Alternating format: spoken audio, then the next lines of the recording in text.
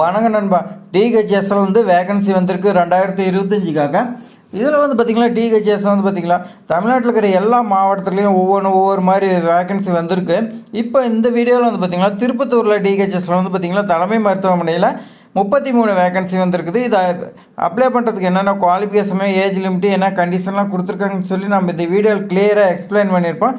இந்த video skip பண்ண ஃபுல்லாக எண்ட் வரைக்கும் பாருங்கள். அப்போ தான் உங்களுக்கு பயனுள்ளதாக இருக்கும். வாங்க வீடியோக்குள்ளே போகலாம். ஃபர்ஸ்ட் வந்து பார்த்தீங்களா டிஸ்பென்சர் சித்தாவில் வந்து பார்த்தீங்களா 2 வேகன்சி கொடுத்துருக்காங்க.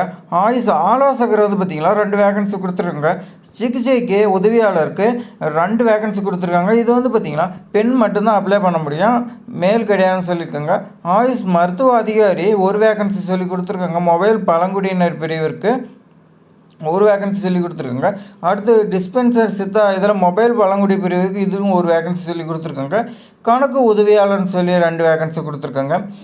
அடுத்து ஹெல்த் இன்ஸ்பெக்டர் வந்து பார்த்திங்களா 7 வேகன்சி சொல்லி கொடுத்துருக்காங்க. ஸ்டாஃப் நர்ஸ் வந்து பார்த்திங்களா உங்களுக்கு 7 வேகன்சி கொடுத்துருக்காங்க. அடுத்து துணை செவிலியர் இது வந்து பார்த்திங்கன்னா 1 வேகன்சி கொடுத்துருக்காங்க. பல்நோக்கு மருத்துவமனை பணியாளருக்கு 2 வேகன்சி கொடுத்துருக்காங்க. ஆக்குபேஷனல் தெரபிஸ்ட் 1 வேகன்சி சொல்லி கொடுத்துருக்காங்க. சமூக சேவக 1 வேகன்சி சொல்லி கொடுத்துருக்காங்க. நடத்தை சிகிச்சை சிறப்பு கல்வியாளருக்கு 1 வேகன்சி சொல்லி கொடுத்துருக்காங்க.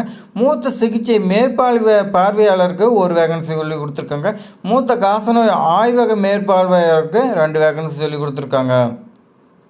இது அப்ளை பண்ணுறதுக்கு என்னென்ன குவாலிஃபிகேஷன் சொல்லி நம்ம பார்க்கலாம். டிஸ்பென்சர் சித்தா இதில் வந்து பார்த்திங்களா டிஃபார்ம் அப்படி இல்லைனா ஒருங்கிணைந்த ஃபார்மசி படிப்பு வந்து படிச்சிருக்குன்னு சொல்லியிருக்காங்க. ஆயுஷ் ஆலோசகருக்கு வந்து பார்த்திங்களா பிஎஸ்எம்எஸ் படிச்சிருக்குன்னு சொல்லியிருக்காங்க. சிகிச்சை உதவியாளருக்கு நர்சிங் தெரபிஸ்ட்டில் நீங்கள் வந்து பார்த்திங்களா படிச்சிருக்குன்னு சொல்லியிருக்காங்க. அதே மாதிரி அந்த சர்டிஃபிகேட் வந்து பார்த்திங்கன்னா நீங்கள் தமிழ்நாடு கவர்மெண்டால் கொடுத்துருக்குன்னு சொல்லியிருக்காங்க. ஆயுஷ் மருத்துவ அதிகாரி வந்து பார்த்திங்கன்னா இதுக்கு பிஎஸ்எம்எஸ் படிச்சிருக்குன்னு சொல்லியிருக்காங்க. டிஸ்பென்சர் சித்தா இதுக்கு வந்து பார்த்திங்கன்னா டிஃபார்ம் ஒருங்கிணைந்த ஃபார்மசியில் வந்து பார்த்திங்கன்னா கவர்மெண்ட் சர்டிஃபிகேட் இருக்குன்னு சொல்லியிருக்காங்க. கணக்கு உதவியாளருக்கு இதுக்கு பிகாம் அப்படி இல்லைன்னா பிஏ படிச்சிருக்கலாம்.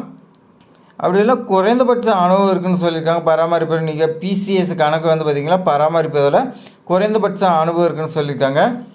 இப்போ ஹெல்த் இன்ஸ்பெக்டர் இது வந்து பார்த்திங்கன்னா நீங்கள் +2ல் உயிரியல் அப்படி தாவரியல் விலங்கியல் இதெல்லாம் வந்து பார்த்திங்கன்னா நீங்கள் எடுத்து படிச்சிருக்குன்னு சொல்லியிருக்காங்க.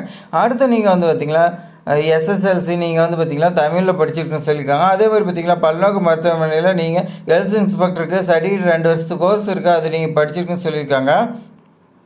அடுத்து பணியாளர் செவிலியருக்கு வந்து பார்த்திங்கன்னா ஜிஎன்எம் அப்படி இல்லைன்னா பிஎஸ்சி நர்சிங்கே படிச்சிருக்குன்னு சொல்லியிருக்காங்க.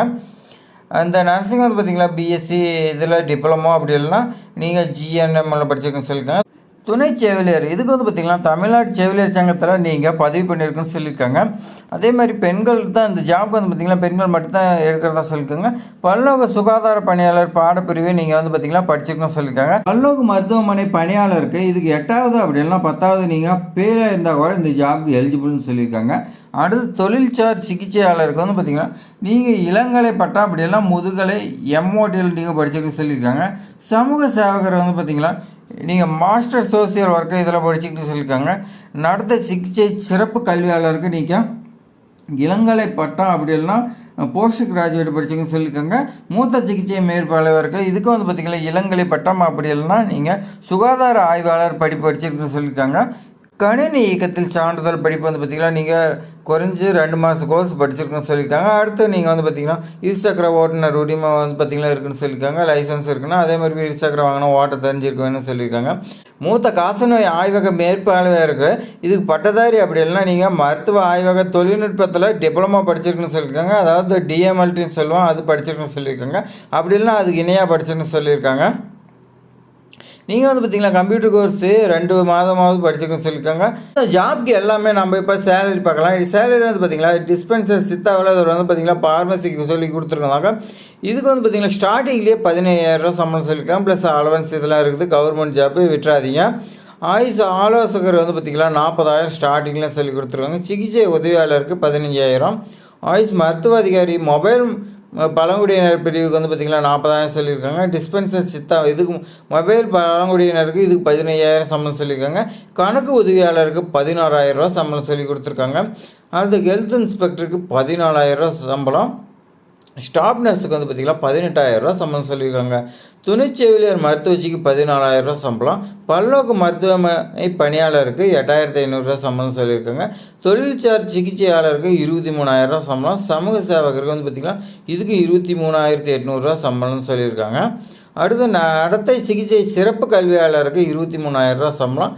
மூத்த சிகிச்சை மேற்பார்வையாளருக்கு 19,000 சம்பளம் சொல்லியிருக்காங்க.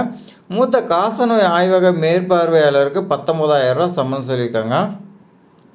அடுத்து இந்த ஜாப் எல்லாமே எப்படி செலெக்ஷன் ப்ராசஸ் வச்சுருக்காங்க பார்க்கலாம். செலெக்ஷன் ப்ராசஸ் வந்து பார்த்திங்கன்னா உங்களுக்கு ஷார்ட் லிஸ்ட் பண்ணுறாங்க. ஷார்ட் லிஸ்ட் பண்ணி அடுத்து வந்து பார்த்திங்கன்னா உங்களுக்கு இன்டர்வியூ இருக்குதுன்னு சொல்லியிருக்காங்க. அதனால் நீங்கள் வந்து பார்த்திங்கன்னா இந்த ஜாபுக்கு தாராளமாக அப்ளை பண்ணலாம். அப்ளை பண்ணுறதுக்கான அப்ளிகேஷன் ஃபீஸ் இந்த ஜாப் கிடையாதுன்னு சொல்லியிருக்காங்க. அதனால் நீங்கள் வந்து பார்த்திங்கன்னா இந்த ஜாப் எப்படி அப்ளை பண்ணலான்னு பார்க்கலாம். இந்த ஜாப் அப்ளை பண்ணுறதுக்கு ஆஃப்லைனில் தான் அப்ளை பண்ணோம். நான் வந்து டிஸ்கிரிப்ஷனில் லிங்க்கு கொடுக்குறேன். நீங்கள் ஃபஸ்ட்டு நோட்டிஃபிகேஷனை ஃபுல்லாக ரீட் பண்ணுங்கள். ரீட் பண்ணதுக்கு அப்புறமேட்டுக்கு நீங்கள் உங்களுக்கு இன்ட்ரெஸ்ட் அப்ளிகேஷன் நான் வந்து பார்த்திங்கன்னா டிஸ்கிரிப்ஷனில் லிங்க்கு கொடுக்குறேன். அதில் நீங்கள் டவுன்லோட் பண்ணி நீங்கள் ப்ரிண்ட் அவுட் எடுத்து வச்சுக்கோங்க. ப்ரிண்ட் அவுட் எடுத்து நீங்கள் உங்களுடைய பேசிக் டீட்டெயில்ஸ் எல்லாமே கேட்கும். எஜுகேஷன் குவாலிஃபிகேஷன் எல்லாமே நீங்கள் ஃபில் பண்ணிங்க. நீங்கள் படிச்சுக்கிற எல்லா டாக்குமெண்ட்டுமே அட்டாச் பண்ணி நீங்கள் ஆஃப்லைனில் வந்து பார்த்திங்கன்னா போஸ்ட் மூலியமாக விண்ணப்பம் வந்து பார்த்திங்கன்னா அனுப்ப வேண்டிய முகவரின்னு சொல்லி கொடுத்துருக்காங்க. நிர்வாக செயலாளர் அப்படி இல்லைன்னா மாவட்ட சுகாதார அலுவலர் சொல்லி கொடுத்துருக்காங்க. மாவட்ட நலவாழ்வுச்சாங்கம் டிஸ்ட்ரிக்ட் ஹெல்த் சொசைட்டியில் வந்து பார்த்திங்கன்னா நீங்கள் இதுக்குன்னு அலுவலகம் இருக்குது. அதில் நீங்கள் வந்து பார்த்திங்கன்னா அப்ளை பண்ண சொல்லி கொடுத்துருக்காங்க. நீங்கள் டேரெக்டாகவும் கொண்டு போய் கொடுக்கலாம், அப்படி இல்லைனா போஸ்ட் மூலியமாகவும் கொடுக்கலான்னு சொல்லியிருக்காங்க. சேர்மேன் லட்சுமணன் தெருன்னு சொல்லி கொடுத்துருக்காங்க. நகராட்சி அருகில் இருக்கிறதா சொல்லியிருக்காங்க. திருப்பத்தூர் மாவட்டம். மின்னஞ்சல் கொடுத்துருக்காங்க. நீங்கள் உங்களுக்கு பார்த்திங்கன்னா ஏதாவது டவுட் இருந்தால் நீங்கள் மின்னஞ்சல் பண்ணி கேட்கலாம். அதே மாதிரி பார்த்திங்கன்னா தொலைபேசி எண்ணை கொடுத்துருக்காங்க. இதில் கூட நீங்கள் கால் பண்ணி உங்களுக்கு ஏதாவது டவுட் இருந்தால் கேட்டுக்கலாம். அடுத்து முக்கியமான தேதி கொடுத்துருக்காங்க பார்க்கலாம். இது அப்ளிகேஷன் ஸ்டார்டிங் டேட்டு பார்த்திங்களா 22/1/2020 சொல்லியிருக்காங்க. அப்ளிகேஷன் க்ளோசிங் டேட்டு பார்த்திங்களா 7/2/2025 மாலை 5 மணிக்குள்ளே அவங்களுக்கு வந்து சேருன்னு சொல்லியிருக்காங்க. அதனால் நீங்கள் வந்து பார்த்திங்கன்னா இந்த வீடியோ பார்த்து உடனே அப்ளை பண்ணுங்கள். லாஸ்ட் டைமில் அப்ளை பண்ணியிருந்தீங்க போஸ்ட் இதெல்லாம் போய் சேர்கிறதுக்கு கொஞ்சம் டிலே ஆனால் உங்களோட அப்ளிகேஷன் வந்து பார்த்திங்கன்னா ரிஜெக்ட் ஆகிறதுக்கு வாய்ப்பு இருக்குது. அதனால் உடனே அப்ளை பண்ணுங்கள். இது மாதிரி பயனுள்ள தகவல் வந்து பார்த்திங்கன்னா உங்களுக்காக நான் தேடி கொண்டு வரேன். ஆனால் நமக்காக வந்து பார்த்திங்கன்னா நீங்கள் சப்ஸ்கிரைப் பண்ண மாட்டேங்கிறீங்க.